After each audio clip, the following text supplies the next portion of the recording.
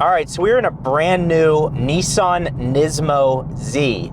The Nismo has a bunch of performance upgrades done to it over the standard Z. For example, the standard Z has 400 horsepower, this has 420. The standard Z has 350 pound-feet of torque, this has 384. This has larger brake discs in the front. There's a different body kit. There's a lot more vents and ductwork that go into cooling the brakes. It has lighter forged raised wheels. It has an Alcantara steering wheel. There are a bunch of minor changes on this, wider tires that make it a more track-focused car. It's a very raw experience. This screen here, total garbage. Absolute garbage, incredibly bad, laggy technology. It's equivalent if you were in high school and you had the TI-84 or TI-89 calculator.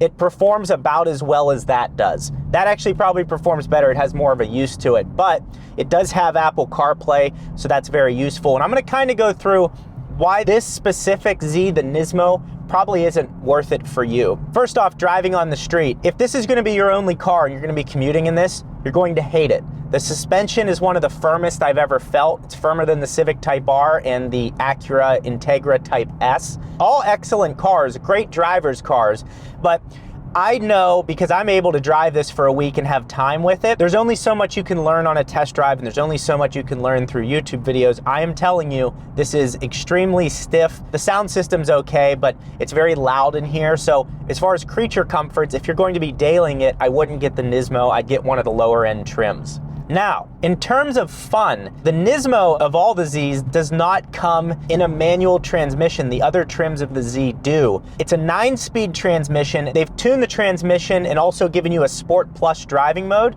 So in Sport Plus, you get more aggressive downshifts, better throttle response, everything tightens up even more than it already is. And it's incredible. And this is one of those transmissions where the transmission is so good that I don't care that it's not in a manual. It's almost like the Porsche PDK transmission. It shifts so quickly and so intuitive. So let's put it into Sport Plus here. Okay. Listen to that.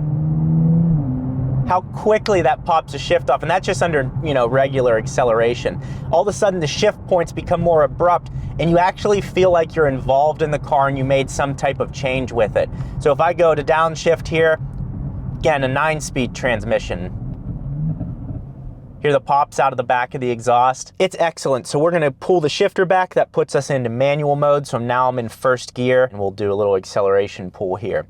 The other thing to note, why this isn't for you, the tires are meant for track use. Yeah, that comes with the car and you can use them on the street. You're gonna have issues if it's cold and if it's rainy. I would switch these tires out to like summer performance tire. The tread wear on these,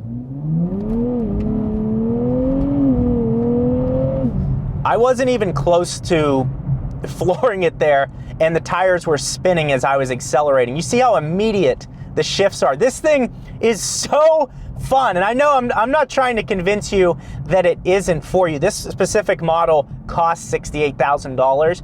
I'm trying to warn you about the specifics of the Nismo so you don't get it and you're like, oh, damn. Now, I think as a secondary car, you're gonna get in this and be so happy that you have it. Everyone looks at it, the enthusiasts, the right people know that it's a Nismo and it's a special car, and that's what you want. It's not the flashiest car, which is good, it's kind of under the radar, but the right people will know. You have shift lights that build up on this digital display in front of you. There's 3 different choices of display that you can choose from, and so you can kind of customize that to your own as well. I kind of have it on the one I think everyone would want. The Alcantara wheel is so nice, and it is Alcantara. That is actually a brand, Alcantara is, and then there's Suede that a lot of other cars have, but either way, very nicely done on the steering wheel.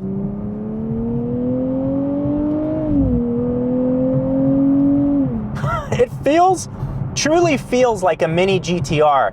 The last GTR I drove was a 2017 that I reviewed, and I'll have a link to that in the description of this video. It's just engaging. I don't care that it doesn't have a manual. If you want the manual transmission, just buy one of the other Zs that has a manual. It just brings a smile to my face. The Recaro seats, surprisingly soft headrest back here. Oh man, it's just excellent to drive. I would just warn you about the tires that are on this. They're extremely aggressive. Maybe pull these off and save them for track days. Just get a Michelin tire. Yeah, it's gonna cost you I don't know, 13, 1500 bucks, but you're already spending 70 grand on a car, so clearly you're not hurting. Just get another set of tires for the street. It'll make it more usable. I'm kind of scared because there's not that much heat in them.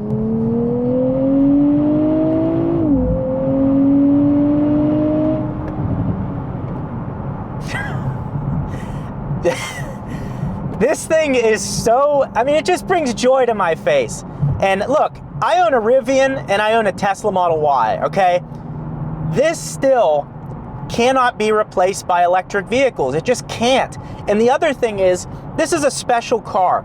People, for the most part, are not gonna be daily driving this, and not everyone is driving this, so it's not gonna pollute the air and all that stuff. Like, oh man, I just really enjoy this. I love that Nismo is still making cars like this, and this absolutely earns the Nismo badge. It's very special. I haven't driven the regular Z to give you guys a fair opinion to say, you know, the regular Z is much softer. I assume that it is, but this is just so special. The exhaust has pops and crackles to it. I personally wouldn't do anything with the exhaust.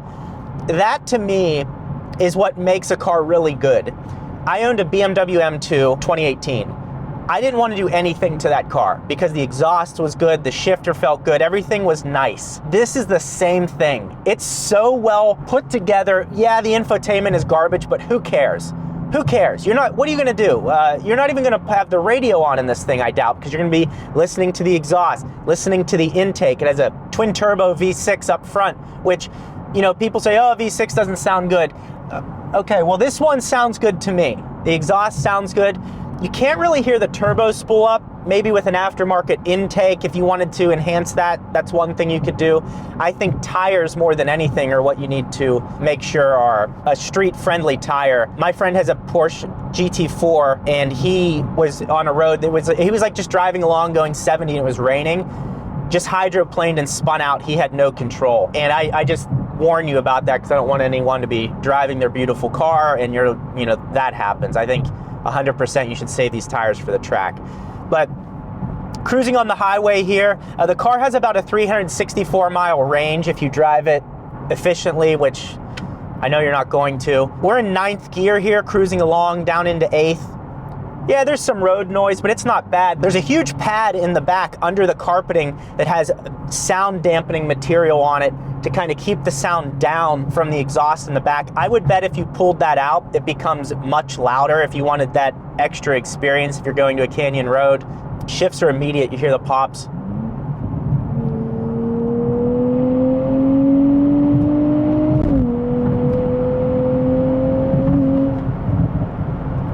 It's legitimately fast. It just keeps pulling, my goodness. So yeah, just some warnings for you. This is an excellent car.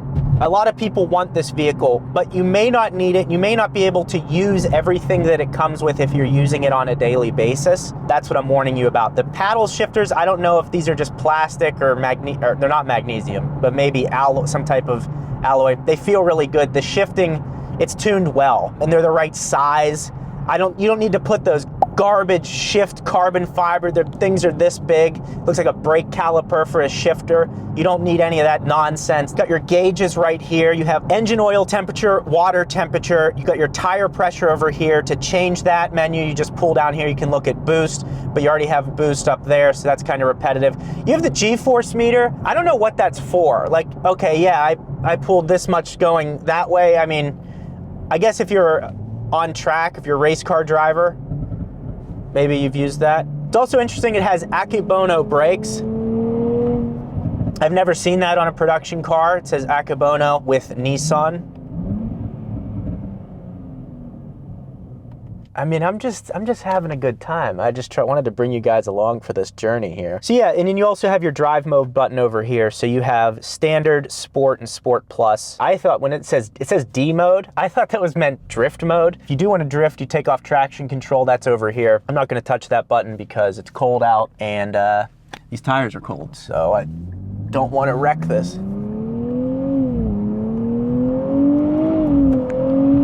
See? That's what scares me. Like guys just got a perfect example of what I'm talking about. We're gonna go back into normal driving mode. Well, it's in Sport Plus, but I'm in out of manual shifting. You can see how the car got a little sideways there, but traction control's on, so it saved me. Didn't even mention the little notch up here for knowing exactly where's on center steering while you're at the track. It's kind of everything you need. It's interesting, it has these little vents here that are actually in the door, so the ductwork goes into the door for the air conditioning and heat. It's, you know, plastic. You have an actual e-brake. God bless the e-brake. And I just made that guy's day. He just looked at the Nismo and he's very happy about it. So that's just a quick intro to the Nissan Nismo Z. We'll have a few more videos on this. Another video you may want to watch is on the Integra Type S. I also drove that, so click this video right here and check that out. It's a good video, gives you an overall explanation of what the car is and is it worth it. You'll really like that.